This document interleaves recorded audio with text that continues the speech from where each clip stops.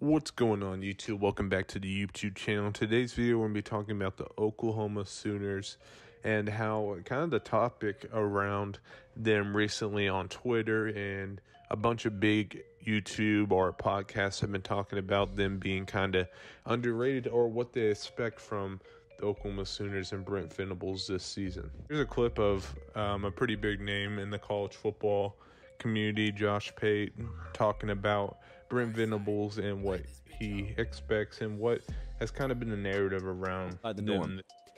Is that really what happened? If that's really what happened, theoretically or figuratively, if they really did tear it down and start from as close to scratch as you could start at Oklahoma, everything else is explainable. If that's really what they did. Because if that's what you did, there's no basement to how bad it can be. Like, some people watched Oklahoma last year and said, well, you know, first year struggle is one thing, but you can't lose 49-0 at Oklahoma. Yeah, you can. Well, you can't go 6-7. Yeah, you can. Of course you can. Who said you couldn't? Just because you haven't seen it in a long time happen there. It's always been possible. That's why we have such immense respect for the places where it doesn't happen. Because you don't have to let your foot off the gas very long in a NASCAR race before you're off the pace totally and the entire pack has passed you by. It's hard to keep winning. It's really hard to do it. So if that's really what happened last year, everything's explainable. The horrific defensive numbers, if they really did tear it down and build it back from scratch, that's all explainable. And then in this clip, we got Greg McElroy, who works for ESPN, is a play-by-play analyst for them. He also commented about Oklahoma and what he feels like this season's going to be for them. Season for the Oklahoma Sooners. I know that this feels like it's not a significant leap, but like TCU, I think Oklahoma is a 9-3, 8-4 football team in this vicinity, which would have you in the low 20s. I love their quarterback. We've talked about Dillon Gabriel in the past. I think he's amazing. If he can stay healthy, they'll be in great shape. The thing is, if he gets hurt, they now have a capable backup in Jackson Arnold, who's a true freshman, might be able to step right in the event in which Dillon Gabriel isn't available all 12 weeks of the regular season. I think they have a worthwhile successor waiting in the wings. They're very excited about him. I am as well. They have some really solid weapons at wide receiver. You got Jaleel Farouk, who's back. You also have the Michigan transfer, Andrell Anthony. I think he's got a chance to have a really nice piece and a really nice featured role within this offense as well. And the offensive line will likely be a strength heading in to year number 2 for Brent Venables. But the big question is, how much better will the defense get? Last year, 99th nationally in allowing 30 points per game. They finished 122nd, basically in the country overall defensively. Not ideal. And obviously, the performance against Texas is the one gets highlighted. But they have really not played great on all three levels. Obviously not good, not the standard that Oklahoma should and want to live up to. You know, Oklahoma hasn't had that bad of a season for a long time. I think Brent Venables and that whole fan base knows that. The players know that. So generally, that puts a lot of pressure on Coach Venables and just the program as a whole that you got to be better in year 2. This is a tough job. Oklahoma's they're a blue blood program, won multiple national championships, won Big 12 championships. They're moving on to the SEC next year. This is a big opportunity year, and they have to showcase something this year.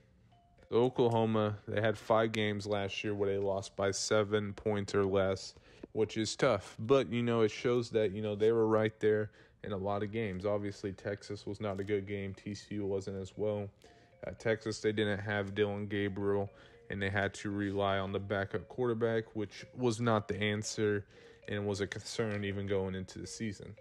TCU is when Dillon Gabriel got knocked out of the game, and they obviously lost that game pretty big as well. But besides those 2 losses, all the other losses were really close. And, you know, it was surprising how good, because Oklahoma didn't look bad at the start of the season. You know, they destroyed Nebraska. They were 3-0. Then that TCU game came, and, you know, it just was not good for them. But, yeah, the result of that season made a lot of players transfer out. I counted over 20-something players just transferring out. Some decent names like Dio Weiss and,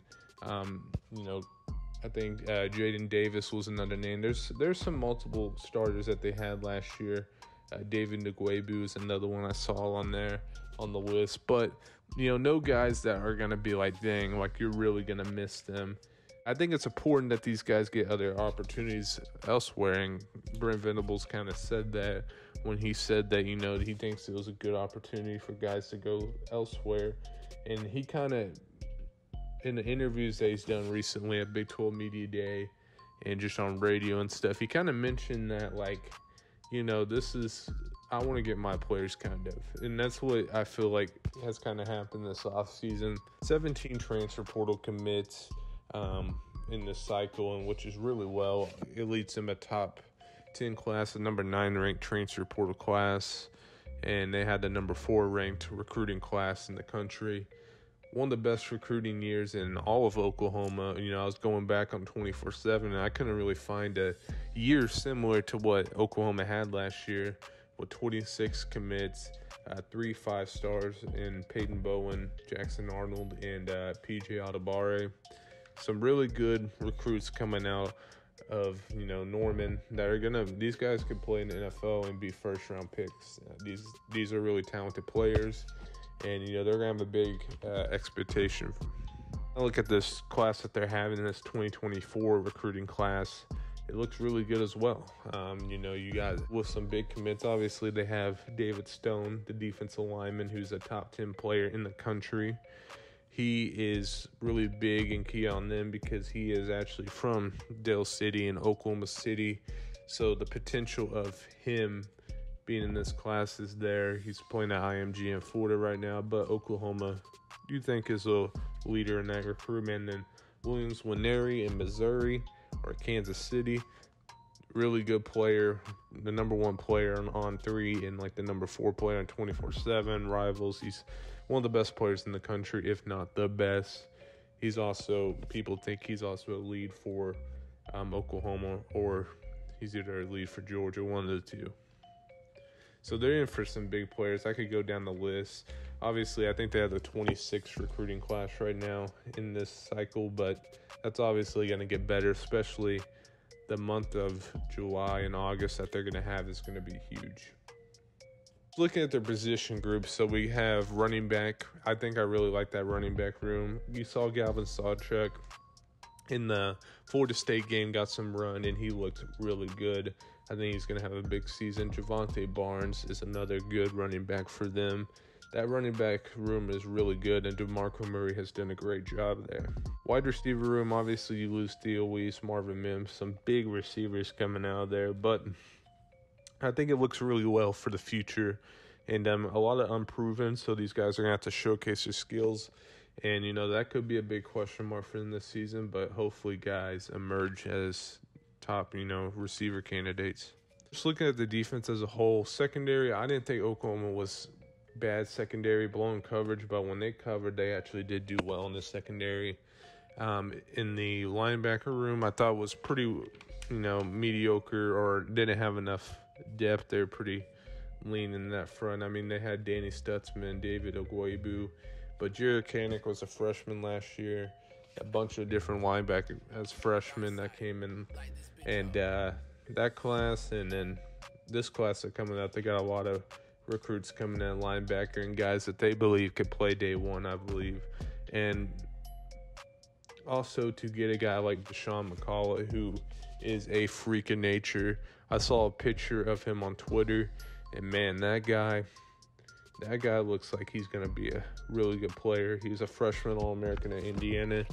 I expect big things out of him. Reggie Pearson's another big underrated pickup, 3-star player from Texas Tech. Some defensive line pickup, adding more size. I think this defense is going to be, it's not going to be an elite defense, but this defense isn't going to be the 122nd defense like it was last year. This defense is going to be a lot better, and I expect some big things from them.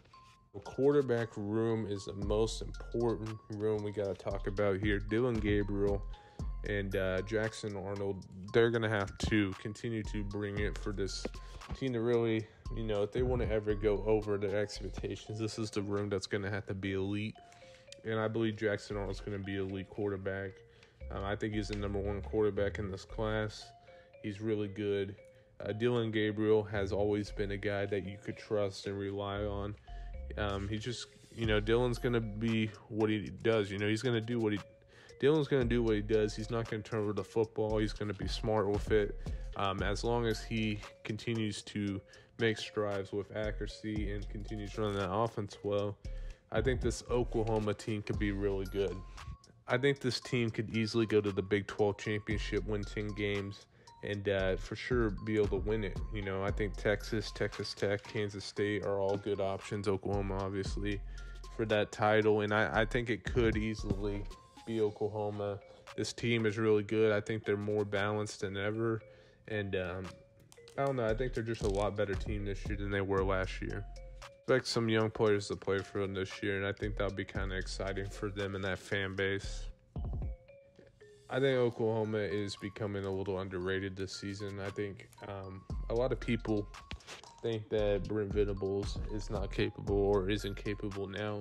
But, the first season there, you have to look at it with a general thought and say, that is his first season there. Kirby Smart, Nick Saban, even Bob Stoops, who was previously there, who hired Brent Venables, they didn't have great seasons. And, I think this is going to be a big bounce back year for Brent Venables and the Oklahoma Sooners.